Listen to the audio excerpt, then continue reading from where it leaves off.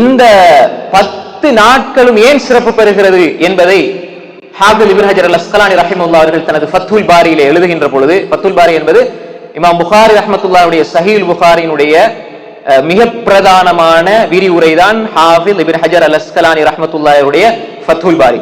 அதுல சொல்றாங்க, ஏன் இந்த 10 நாட்களுக்கு இவ்வளவு சிறப்பு, ஏன் இந்த 10 நாளைக்கு இவ்வளவு சிறப்பு என்று சொன்னால், உம்மஹாத்துல் இபாதா, இபாதத்தினுடைய பிரதான இபாதத்துக்கள், தாய்மார்கள் என்று சொல்ற அளவுக்கு அடிப்படையான இபாதத்துக்கள் எல்லாம் இந்த 10 நாட்கள் செய்யப்படுது. தொழுகை, அது வளமையாக நாம் தொழுது கொண்டிருக்கிறோம், கடமையான ஃபர்லான சுன்னத்தான தொழுகைகள். அதே போன்றுதான் நோன்பு, இந்த காலத்தில் நோன்பு பிடிக்கிறோம், குறிப்பாக அரஃபாவுடைய நோன்பு பிடிக்கிறோம்.